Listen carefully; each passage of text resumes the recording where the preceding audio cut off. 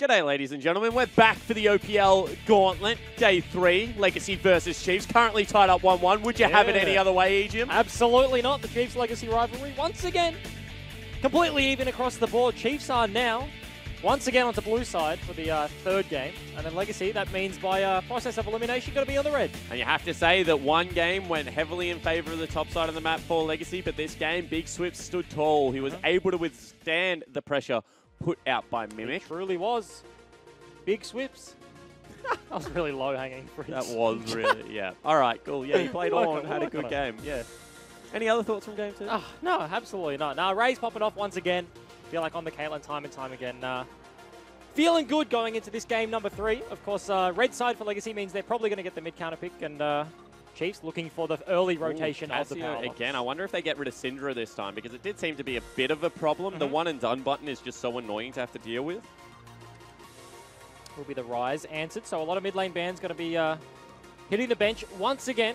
Chiefs 20 seconds on the next one, and yeah, the Talia into the Syndra. Of course, you don't want to fight fire with fire. Just going for the roaming potential. Found a few good options in the early game, but as soon as Chiefs found themselves with the lead, Syndra got the setup, got the CC, got the damage, just too big. And I know that that game looked really ugly out of Legacy for a certain portion of it. However, I do want to mention the fact that I felt like they were actually in good stead. That's one of those games that you feel you get outscaled, but because your 1-3-1 is actually really good, you can, if you are ahead, make them play a reactive fashion that Kha'Zix then picks apart. That's where Kha'Zix and Rengar excels. And we actually saw the Chiefs play a very good game of Rengar this year that did exploit that style of gameplay as Babip was attacking the side lanes. But again, we're going to have this priority on Braum. Yeah, every single game has been first picked away, I believe. So Destiny going to find his third game of Braum. Do Legacy now respond by taking something like the Syndra away? Or is the Swain going to rise in popularity? Because I feel like he would be an okay matchup into Syndra. Haven't actually played it myself, so I don't know. No, okay. Just going to be the Jhin. We saw Legacy struggle against very tanky compositions. Chiefs can just opt into something like that. Of course, Ryoma. See what they've done right now. Sorry to interrupt you. I didn't mean that. Is they have to choose whether they play mid lane or AD carry, because 2 bans will fly at the role that doesn't get taken, because Legacy actually got to take both of them. Yep. And because they take the AD carry as well, it does get pinched even further. Xayah is banned away. Jhin will be picked, so do they ban away the things like the Jinx? Of course, they've got a big front line. They already have the Azir, so Jinx in his composition could be fairly scary. But just going to be back on the Gnar. Mimic found it very difficult in that game to kind of find his way into team fights. If you get a third rotation on the top laner, I would have thought the Gangplank would be something that Mimic would go for. Nah, however, and then not the usual. Instead of the AD carry bans, you can ban away the counters there, but it will just be the Gnar pickup, and Swipe is going to have a wealth of options. Maybe just goes back to the Braum. Maybe Legacy ban it away after the Varus. Don't want to pinch either of the pools and just kind of split their bans. Yeah, potentially Sion would still be up and available, so banning out Ornn doesn't make all that much sense to me, but could be a realistic possibility. Jungle is now starting to get banned away from Sybil. There goes his Kha'Zix. Not the most impressive game, however, still is a good Kha'Zix player. Yeah, and he's the kind of player we've mentioned it time and time again in this Gauntlet. Look, he had a real rough run on Kha'Zix, and then can just turn it around next game and absolutely pop off, so not the worst thing in the world to see that one banned away. And it is going to be the Sion banned away. So, I guess it's a better lane into the Gnar we talked about than the Ornn.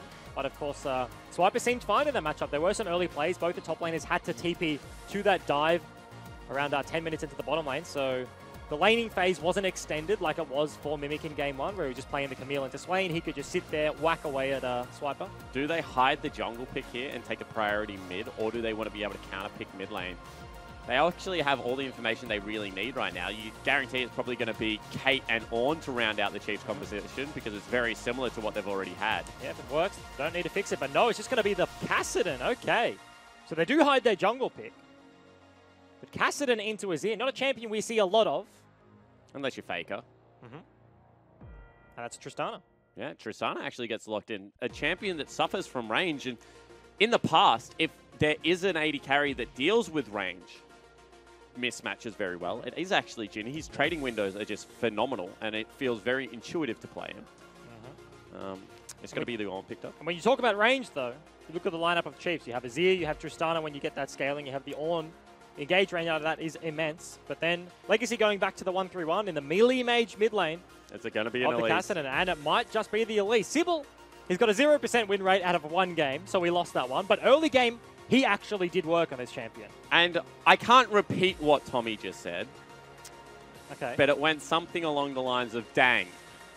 Dang, okay. Because you know when Elise is on Summoner's Rift, at least in the past, jungle item like into Moby Boots Rush or even Sork Boots Rush, pick yourself up a cheeky Dark Seal, and then just bounce between the solo lanes, like ignore your camps. They're useless. Camps don't give you as much gold as champion kills. Like, tax waves after you killed the enemy lane. Help your lanes push in, get priority, and just try and kill people. And I'm going to give you a little bit of insider knowledge, Jake Small and Tiberi, and everyone else that's listening. It's not just Tommy Ryoma that's going to be worried about the Elise. Swiper, when he gets to Gauntlet, he hates that champion. Last year, he's so afraid of Elise ganks. Level 3 Elise gank top, like a dive straight up under your turret, is probably like one of his biggest nightmares. I mean, in all of League of Legends. When you played in winter and you were winning your lane and then your jungler came down and just threw a Q into an Elise Spiderling, buggering everything up. Okay. And I think the memories go longer than that. And it was last actually year's Gauntlet, yeah. Carbon's Elise that I'm speaking about. Mickey Whale, of course, was a huge dragon in that series against the Renekton. What a throwback here. However, that is the man on the Elise right now, Sybil. Yeah, he was playing in that tournament as well. He is a long-standing player. And Elise has always been his pocket pick. Yep. I feel like Elise and Zach have been his two champions throughout his career. Absolutely loves that one. I feel like there's a single player I can remember in the bot lane, Raydir, in between his two turrets, and he just flash predicts the cocoon onto Raydir, like in his peak. Absolutely popping off. However, it is going to be Chiefs on Comfort as well. On in the top lane, Azir in the mid lane. Tank for Swiper and Ryoma's Azir has always been fantastic. So we see Summoner's Rift for the third time today, looking as green and lush as ever. Kassadin. Why do you pick it? What does it do? 1-3-1. Exactly what Legacy's been doing every single game so far. Of course, the matchup won't be too good early. Of course, the range versus melee has the Null Sphere of the Q to kind of negate a little bit of that damage and kind of more effective, especially against an AP jungler. Chiefs have once again got themselves triple AP top lane, but he just wants to get his items, start stacking up, and get to the late game and just sit in the side lane. Yeah, and he's gone for Doran's Shield, so not going to be a Doran's Ring for mana back. However, it does get someone his W, which is an auto attack reset. Of course, he's got the Rift Walk. Probably the worst dragon to start on, if you are a Kassadin player, is going to be Infernal. Yeah. Because now there's going to be fights when you don't want them. However, in the past, and I don't know whether this is still the case, but mid laners used to measure Kassadin matchups on whether it was a 3, 4, or 5 rank Void Sphere. Null Sphere. Because what you want to be able to do is trade with it, but then eventually you need to put points into your E to get wave clear, because otherwise you can't push out. And like the harder the lane, the more points you need to put in your invest. queue. Yeah, 100%. So things like Twist of Fate, like you stop at 3, and then you just go towards your E, and by level 7 or level 9, you can actually start killing the TF. Whereas I think Azir is one of those matchups that, especially against someone like Ryoma, is going to be like as many points as you can get. Yeah, we'll have to see how that one tracks. Sybil on the Elise gets a big leash from his bot lane once again. The Jhin Taric matchup, and we'll be ending up on the top side of the map over with Babip, who's over there a little bit earlier, skipping the second camp on his bot side of the jungle. Yeah, actually they do the same camps, because you can see Babip actually starts Machete this time. Once the quicker clear goes towards the Wolves. Very interested that Sybil left the big wolf alive for so long, because he took some extra health, but he hasn't even used any pots, so he's going to be relatively healthy. Still got 2 available. Babip from the Sejuani, he just pops his there, and it is the Infernal you talked about before. Bottom lane matchup can be a little bit spicy. And to talk about spiciness, Destiny has changed his mind finally. He's gone to match the Unsealed Spellbook of Decoy. Sybil throws the Cocoon. Yeah, actually now Babip wants a piece of the action. Available. You can see that Azir most likely going to get priority. However, that is going to be the Rift Scuttler picked up. It's kind of funny how easily that switches. Sybil throws the Cocoon and it misses, and Babip's just charging down the river immediately. And we talked about this when it was first released, but bone plating actually allows for assassin play in the mid lane, I feel. Because it is such a good rune to take against persistent damage threats. Negates so much of the damage on a pretty short cooldown as well, so Claire. It's like 90 damage every trade. That is so massive. Just going to try farm up as best as possible. Looks for the Q. Does not find the range. Ryom playing on the edge of that one, so still has the priority for the most part. Ping's going into the bush in the bottom lane right now, as Legacy's bottom lane actually have found themselves a little bit of priority, especially with Sybil into the river as well. They're just going to walk up, try and get some vision. Deco actually didn't place the ward deep. He walked all the way over to potentially go look for a ward on the golems, but just places it into Tribush. Yeah, kind of knew. Oh, actually gets the smite away there. I was going to say, kind of knew that something was fishy when the Azir started walking back towards him. Was scouted out by a ward. But he is so incredibly low. Sybil sitting with that camp advantage over. Does he go back or does he go for another camp?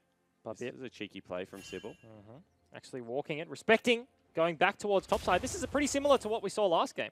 Found him in the jungle early, forced him out, and he's looking for him. Oh, really looking for him. Thought about going in between the turrets there. He's got the repel, so potentially could have if he was ballsy enough, but doesn't want to risk it.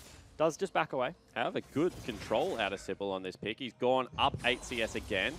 Got himself both of the neutral camps in the Rift Scuttlers and has afforded Claire a much easier path to level 6 than maybe you would have otherwise expected. And that's the most important thing. It's not really about the CS lead on the Elise. Of course, the level lead is nice, but getting your Kassadin through the worst part of his game is just so incredibly important.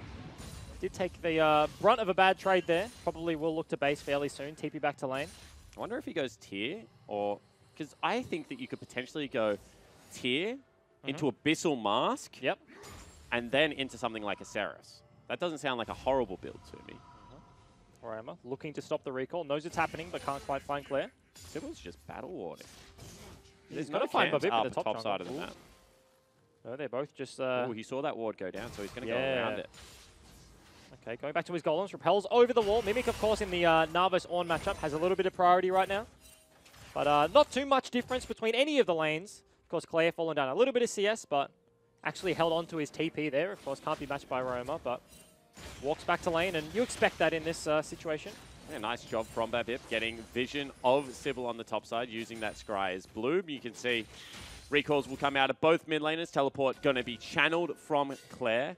This is not going to be any funky kind of teleport Azir that ends up behind your jungler at level 6 and picks up a kill. Absolutely none of that. Babip is looking for something, but Claire floating towards the correct side of the map. Of course, Babip, when he hit the Scry's Bloom, knows exactly where Sybil is when he's on the goal. They go in with it, however. Ryoma wanted it, didn't want to burn the flash. However, potentially could have been the kill. Very well played there.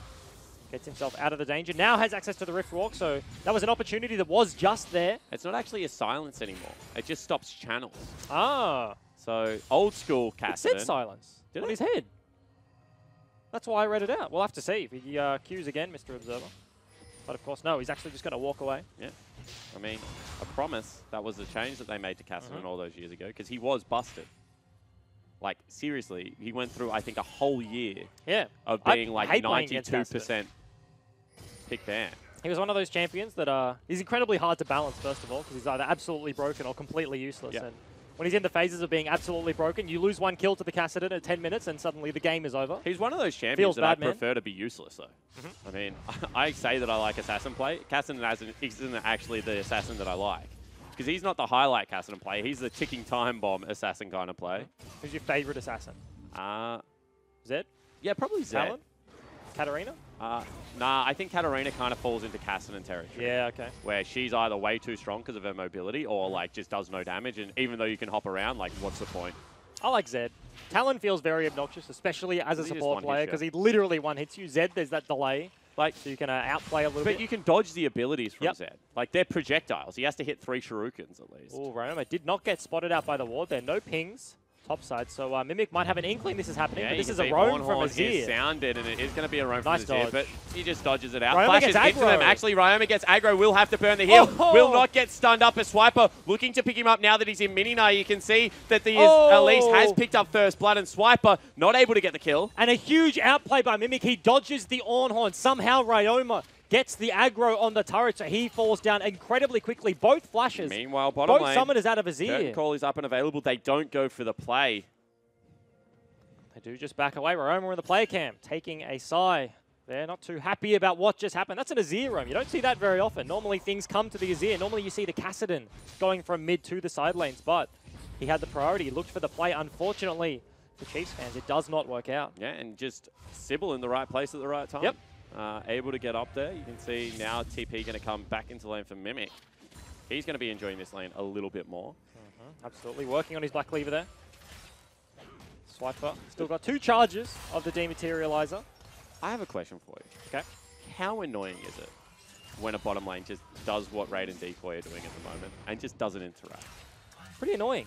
You know, the player that first introduced me to that playstyle was Kuden. Okay. Back when he was a Soraka main, and I hated playing against him so much.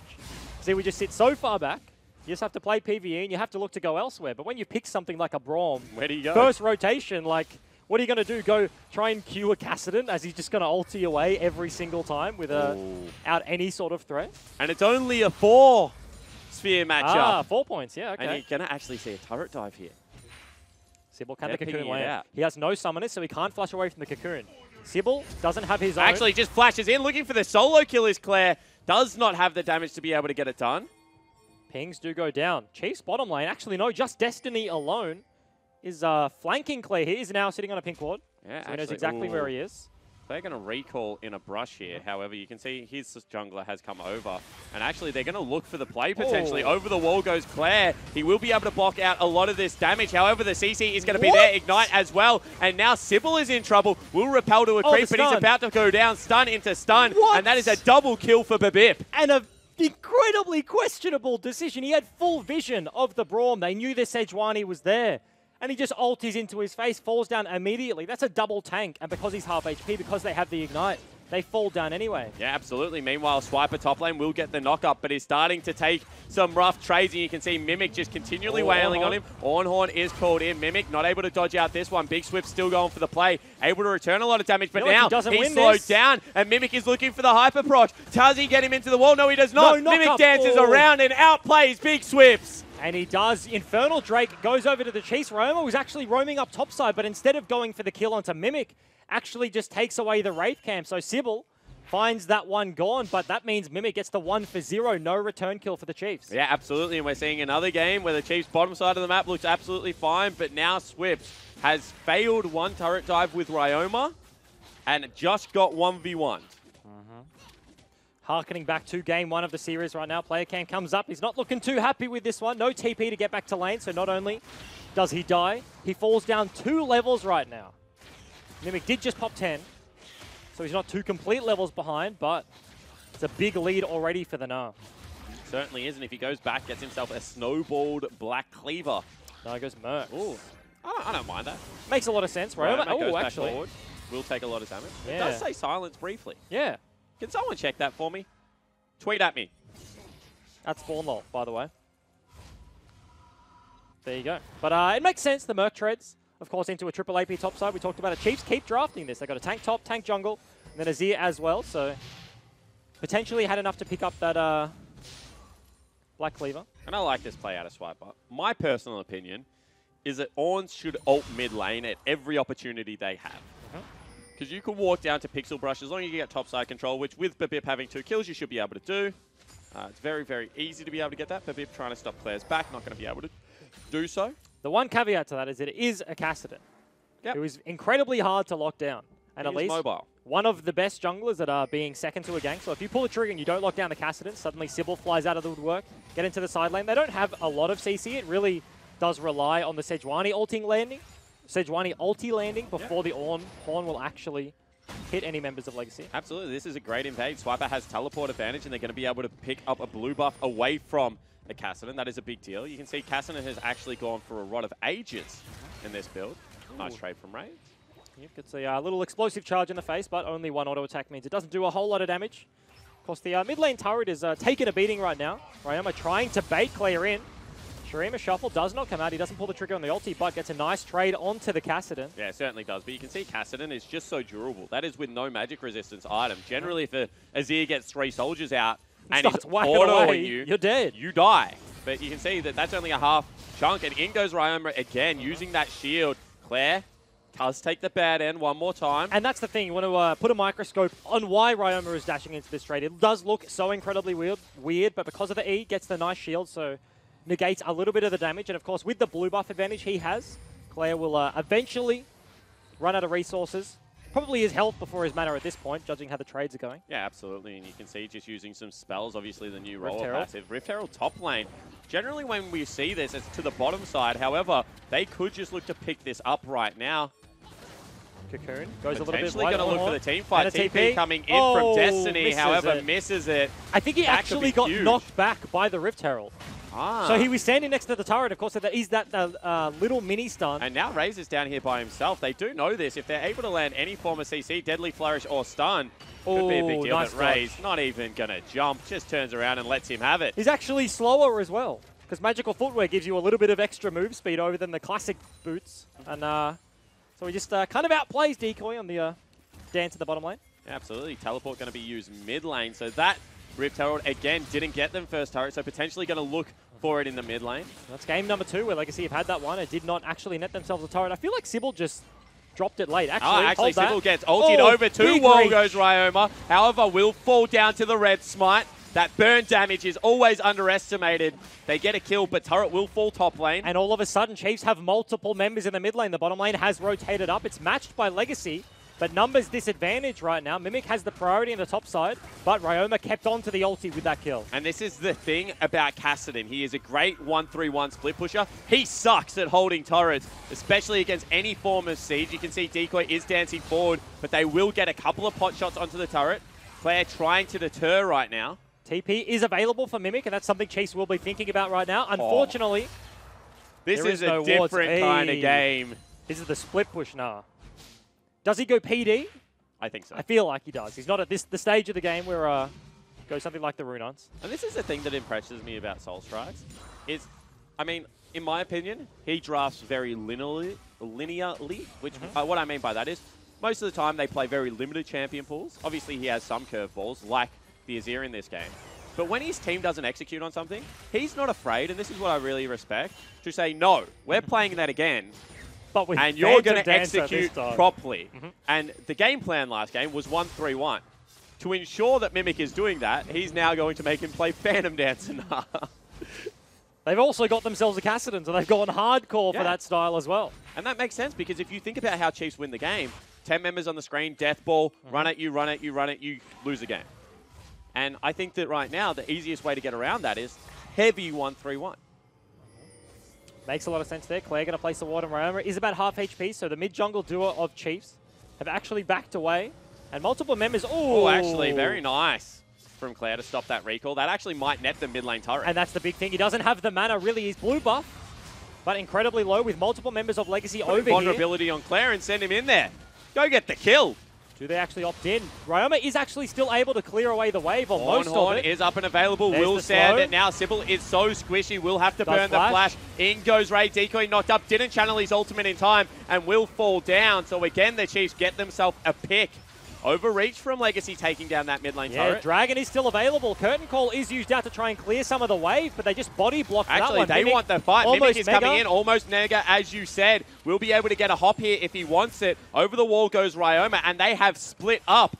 Destiny is still marching forward. And that's the thing. Luckily, for Legacy, Clay did cancel the recall of Ryoma, so still sitting on about half HP, half Decoy mana. swapped over to TP. This is actually going to be a 5v5 fight, and the Chiefs didn't even know it. Babbitt's been left in the pit. Sybil he gets raised, absolutely blows him up. He was there, and then he was not, Bryce. All of a sudden, they're going to look to stream into this fight. Over the wall goes Claire. Is there a reset to be had for the Legacy mid laner? Mimic still frontlining, although he's mega, and over the wall goes Sybil. Gets the execute. Mimic still corralling them towards their turret. They are in between Tier 1 and Tier 2. In comes the sunglasses. We'll get everyone underneath. Kill picked up. This is going to be the ace right now at 17 Mimics. No Swiper.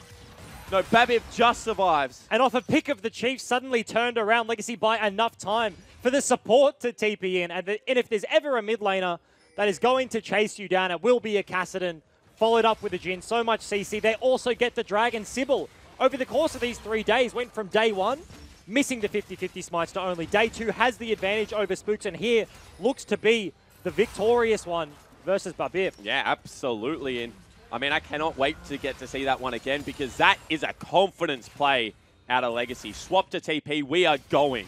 They do pull the trigger here. 1,300 on the Dragon, and everyone stops doing damage. So that's the big pick onto Raze in the front line. Mimic, once again, was timing out. That was the only window he had. But Claire on the Kassadin slowing multiple members. There's just so much CC on a fairly short cooldown. Slows, Cocoons, Dazzle. They have Jhin as well. They just chase them down, even under the turrets. That's one turret 2 and they almost get to the inhib. They just don't care. They have the tanky members. Chiefs have no return fire. And eventually, because Decoy TP's back in, they have the sunglasses. All is fine under the base of Chiefs. Yeah, absolutely. You can see they're just continually willing to march forward. Turret bottom lane will fall down. And you can see now the Azir is in a 1-3-1. Boy, you don't want to be there. Absolutely not. Of course, Claire has not picked himself up a kill, but Mimic right now, sitting 3-0-3. Didn't go PD, went rapid fire cannon. That's weird. That's interesting. Mid lane turret also fell down as well during that pause. Maybe for like the hyper proc. Replay, what the heck? Because you get the auto, you can land the boomerang, and then you can dash forward and you only get one more. Yep. So it has the extended range on the auto attack, means you can chase down Swiper in a side lane. Other than that, it seems a little bit weird, but... Red buff steal out of the Chiefs, and you can see right now Legacy a little bit unsure whether they left anyone behind. So, grouping up and clearing out their own jungle. They need to be patient here. Phase check is actually going to be there out of Sybil. Is he in trouble? Oh, they're actually going in. They're going in, and that's going to be Destiny taken very low. Claire not yet able to access the fight. And you can see Sybil, no flash, not going to be able to get out. And I said you have to be patient. Mimic is pushing in 3-0-3, and with Baron spawning, Sybil gets picked off. And the worst part for Legacy is Mimic did actually just pop Mega, so if Chiefs do pull the trigger on a Baron right now, does dash in. On him. Yeah, just getting a little bit of damage, throws him backwards, actually uses the ultimate, in comes here. Raze. That's going to be now Mimic with no ultimate, no dash, and a very nice rotation out of Raze. Unfortunately, Rapid Fire Cannon good in the 1v1. When you bring in AD Carry, who almost has one of his own, he does a little bit more damage, so Mimic does get baited by the item purchase of Swiper, wants to cancel that one out and loses his life. And you mentioned it, patience, and immediately Legacy opt in for the fight. The 1-3-1 is what they need to set up. Mimic in the side lane, Claire up top side. But Sybil just goes into the play. They find a pick onto Destiny, but Spellbook this time, no Guardian. He cleanses just right out and they turn it around. Yeah, absolutely. And the big thing for me is that where Ryoma is catching waves right now, should be punishable. He is not catching them at the turret. Yep. He's catching them halfway up the wave. You've got yourself a Lost Chapters, as well as a 10-stack Rod of Ages and a Tier. That Kassadin will chase you for days if he has mana. However, because there is no threat mid lane, they have the ability to rotate multiple members over there, and they are getting the Azir farm. And it was actually Legacy that showed us yesterday that in a 5v5 team fight, at 40 minutes into the game, Azir is still unrivaled in terms of DPS. We did see that one in Game 5 right now. Ryoma got a whole bunch of soldiers here to try and clear out some vision with Destiny. No, he doesn't continue walking. That feels bad as a sport. You need your friends to hit the ward so you can just zoom around and get the most value, but double sweeper on their lineup. Bubik pops his own, so Chiefs trying to wrestle control around the Baron pit.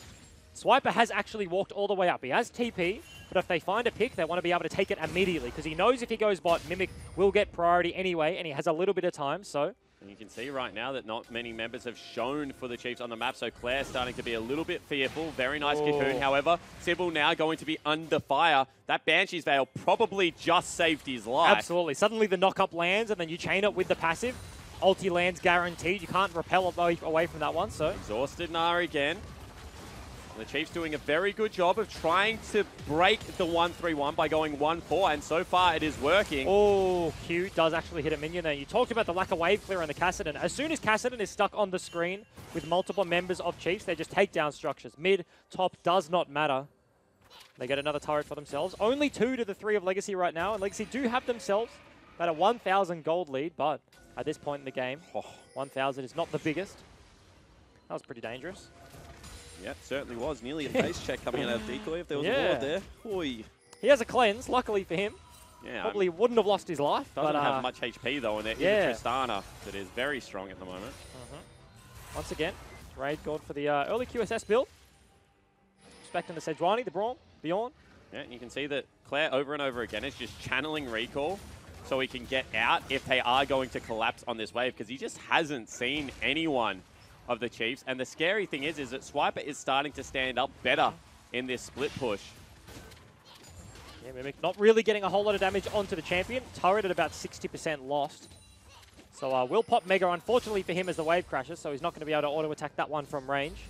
But Claire kind of just sitting in the bush. Actually, Ryan they're was going to actually go forward. looking. There's two people going over the wall, and this is going to have to be Claire potentially burning the flash to get away as well. Oh, Flash Babib! buffer out of Babib. Claire will look to Knock up, escape. passive. Knock up is there. Passive will land, and in go the Sand Soldiers. However, now Destiny's underneath the turret, taking turret aggro, and Sybil will be able to exit stage right. Gets Buster shotted away. Claire now goes back in, and Raze gets picked up by the curtain call. Now the following shots will decide. Meanwhile, bottom lane, Swiper backed away to maybe channel TP, and Mimic took a turret. And it is a 1-for-1, but Chiefs with this composition need to be winning the team fight. Suddenly an even trade means Mimic gets an advantage on the bot side. He can push Swiper in, takes down that turret. So Razor dashing under the turret there means the turnaround kill is available for Legacy. Certainly doesn't. Slowly but surely, Mimic is starting to get ahead. He's 2 levels up. He's now got himself 30 CS, and he's been a part of 3 turret kills to my knowledge, which means that the gold that he has from just passivity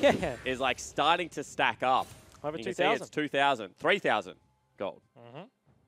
Yeah, just under there. Decoy getting some vision around the Baron. Of course, the Chiefs did have control of that area for the most part, so whilst they're off the map, Legacy take the time to wrestle some of it back, sweep out a few wards. They placed a lot of pink wards that will probably inevitably be cleared out by the Chiefs as soon as they go back to topside, but you have to think in this situation, they're happy.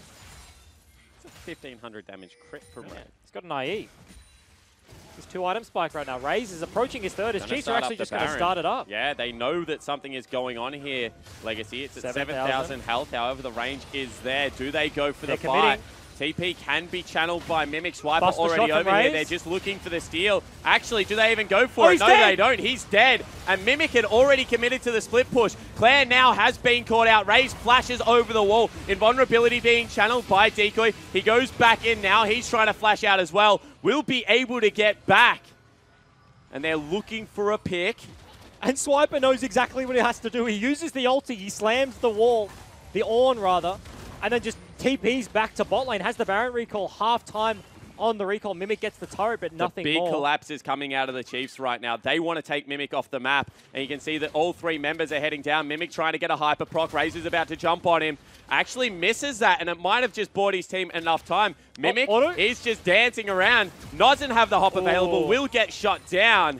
And there is no cross-map play available. And very nicely played from the AD carry. He was the one that denied Sybil getting into the pick. Claire looking for the blue buff. But as we talked about, Sybil was just standing on the blast plane. He wanted the 50-50. Chiefs had the priority. Swiper had committed up to the play, and Mimic was in bot lane, so they had to win the smite fight. He's shown that he could do it, but standing too close to the wall, he just gets eaten alive by the Tristana. Suddenly, Chiefs turn this game around. Gold lead still barely in favor of Legacy, but now they have a Baron. Yeah, absolutely. And the gold lead isn't going to last for long because there is so much standing gold on Summoner's Rift. See Claire actually heading towards bottom lane. And you can see they're pinging out onto Sybil. He will be able to make it in time. That is a big chunk of damage onto Swiper. 2 magic dealing threats. And actually, Sybil goes very low. TP's going to have to come in. Buster shot up and available. However, stun does miss. And they don't cancel. That is going to be big swips falling down. Ultimate. Where did that go? Was it thrown out? No, it wasn't thrown out. Now, Decoy as well as Sybil caught out. Knockup is there. Nice cocoon over the wall. Raid a little bit too close. Decoy falls down without the ultimate being available. It's a 1-for-1 trade. Now it's going to be Curtain Call channeled out onto Destiny. Raze is going to step forward and start taking them up. Destiny will throw up the door for the last one. And that should be this turret also falling down. They still have the Baron. They still have multiple members. Oh, Meganar behind. Cancelled. However, does get cancelled, and multiple members of the Chiefs get over the wall. Raid goes forward too far, and this actually could be game. Resets are coming in. Sybil's going to give him another one. Can Raze jump forward? No. But with 4 members dead for 40 seconds, the Chiefs could just end it here. And desperation kicking in for Legacy. They go for a hard flank onto the tankiest member in the Ornn. They don't expect the stopwatch to come through. Buys enough time for the rest of his team to collapse. Mimic, unfortunately, gets cancelled on his Gnar ulti, so Legacy can't lock down the members. They don't get the pick. Yeah, and the Chiefs are teleporting into the mid lane. Potentially, they should just be riding that bottom wave because there is still 10 seconds on anyone from Legacy. They're going to be able to clear out 1 wave, but at a minimum, the Chiefs will get 2 waves back away. We've seen when you overreach in the Gauntlet, it bites you in the ass, and they do not do it this time. Yep, the overarching principle is to hit the Nexus when you're at the Nexus, but we will see this one again. Swiper, very tanky on the Ornn. And double magic user, as you mentioned, means he survives for a little bit extra time. And they actually complete this TP, and that was strange to me. They do get the 1-for-1 trade, but suddenly they don't want to be fighting this. It's a 5-man on your screen from Chiefs.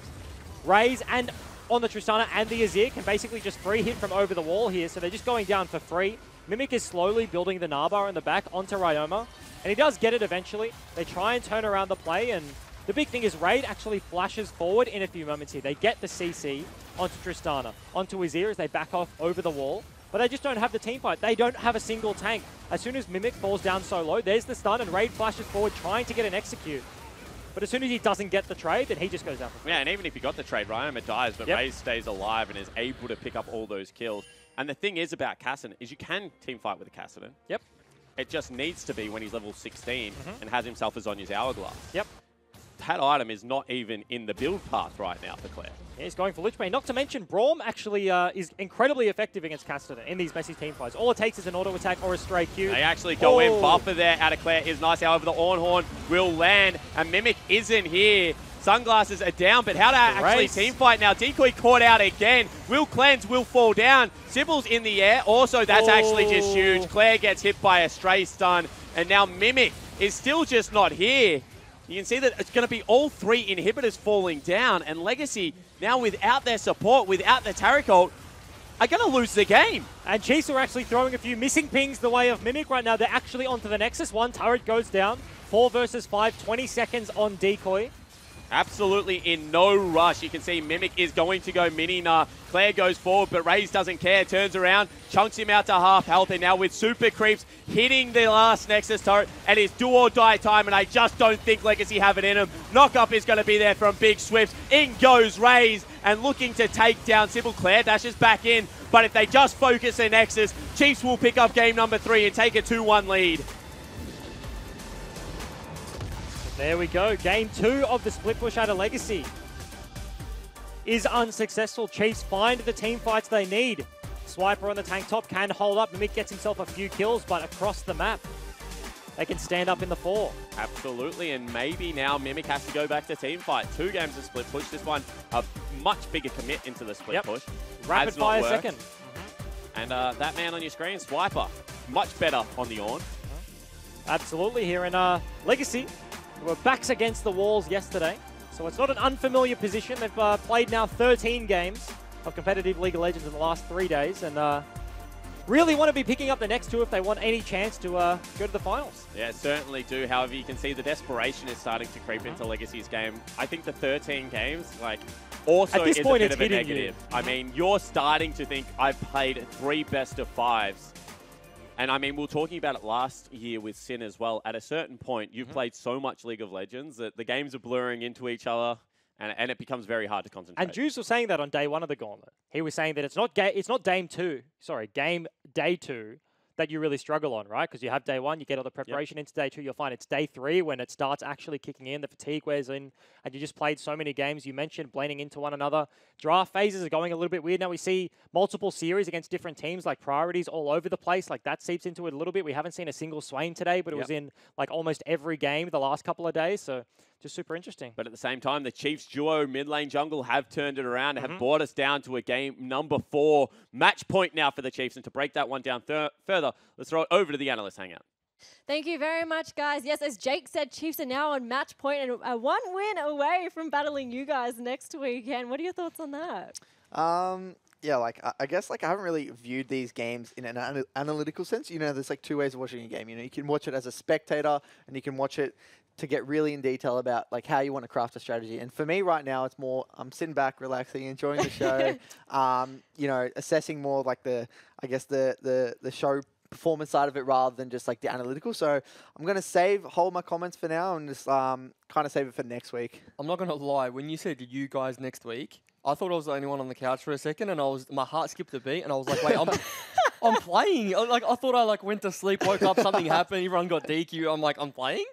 DQ'd, but then I just saw Sharp next to me, and I got a bit, I was and just then like... your heart shattered a bit. Well, let's start by talking about the pick ban for this game, because Juves, you weren't necessarily a big fan of Legacy's draft, and because we got to see the Kassadin in the mid lane and Sybil on Elise in the jungle. I don't like, and this flows through to the replay we're going to show, I don't like harping on losing games from pick ban, because I think there's a lot teams can do regardless of picks to win.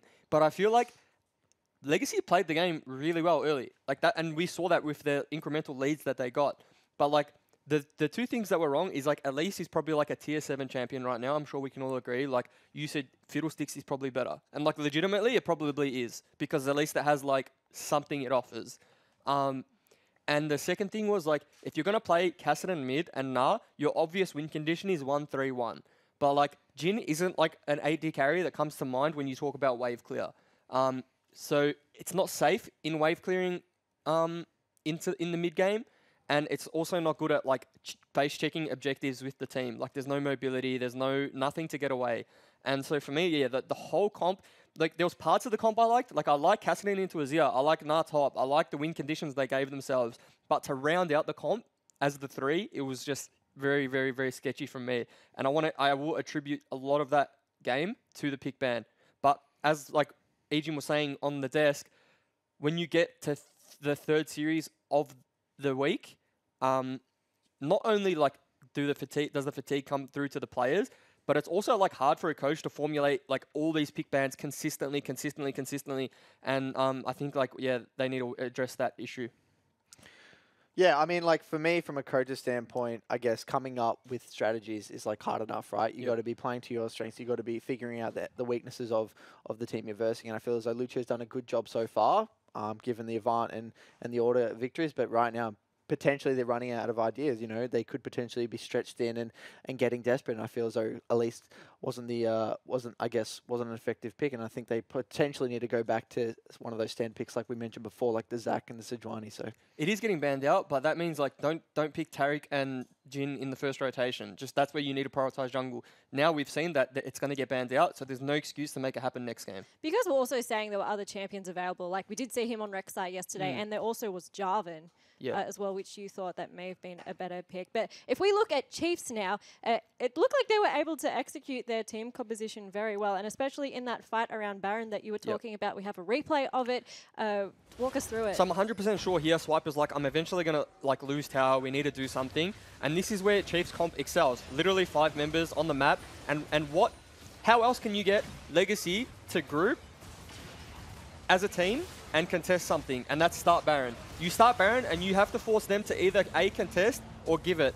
Legacy here did a bit of both. It's like they wanted to give it, but they also wanted to contest it at the same time. And this is what like Legacy's comp doesn't do well, and I think it's limited because of the champions they picked. But in saying that, Chiefs addressed like what their composition excels at. That's starting Baron, turning, forcing team fights. And yeah, I know you wanted to touch on that. Yeah, so like I feel as though those type of risky compositions when you have like an Elise, you got the I guess Jin Tariq. It's like not really scaling. Nearly everywhere you're getting it outscaled. Yep. Probably apart from like the Ornn and Nard, but they just do different things. And I feel as though it's relying on Chiefs' mistakes rather than you playing really well. So you have to play well and execute on your game plan within the first 15 minutes of that game, or you're potentially going to get, or you will get outscaled off like Barmy Cinder. Like Sejuani will get 1 item and your Elise is done. So I feel as though like it's a bit risky, especially in this like style, these chaotic games. Like you're really relying on the enemy to make mistakes, and I feel as though that's not something I'd want to be doing in these high-risk games. Like, you'd want to be kind of making sure the games are controlled and playing exactly to your strengths. And I don't really see... I feel like Legacy, they already are getting early game leads, as has been seen throughout the whole split. Why do they need to play like this Elise Jin Tariq thing when they could just be playing, getting leads on other, I guess, more scaling compositions and then play with having more options in the late game? And then on the contrary, like, Chiefs played well. Like, they identified, they didn't panic. They said, like, if we can stall this game out, if we can do absolutely nothing and protect Azir in the side lane, because Azir had to go to the side lane, we'll win the game. And that's exactly what happened. Jumping on your point, Jules, I actually really wanted to compliment Ryoma because he did get put behind in that mid lane early game, but then he was able to come back and impact the game. But Sharp, you were saying that was because the team really supported him. Yeah, I feel as though Azir has a rough matchup in the side lane versus Kassadin, and obviously Chiefs did a really great job of identifying that. Yep. But what they did, they actually brought the team up to support Rome in the side lane. They didn't just leave him in the one-on-one versus Azir. And then they brought it, as you actually said, there was a point where they just 4-man top and into the Kassadin and just broke the top tier 1. And I feel as though that's some really great macro gameplay coming out of Chiefs, and they're just identifying both the strengths of their team comp and the weaknesses as well that they need to kind of like fill in. So the Chiefs are now 1 game away from taking you guys on in the grand finals. Legacy have been in this position before in the Gauntlet. What do they do going into game number 4? What can we expect to see? Soulstrike said in his interview they did have a few hidden picks because they had prepared something different for the Chiefs. Do you think that there is something we're going to see in game number 4, or do you think over these 13 games Legacy have played, they have shown their hand? The way I look at these Gauntlet games, and specifically this third one, is Legacy now are probably fatigued, both mentally and, I guess I'm going to use the word fatigued in their strategy and pick ban, and like they've run what they have. Now you need to just pick what gives your team the most win conditions. Like, you can pick Nara in top lane because then that gives you like a 4-1 win condition, but he can also team fight when you build correctly. So you can play like a team fight mid, team fight bot lane, but you can have Nara, gives you a 4-1. So you can win it with a 4-1, you can win with a team fight, but it leaves it open. It leaves you open to scale. It gives you options. When you pick like these real specific compositions and you're fatigued, I think like it's just really hard to execute.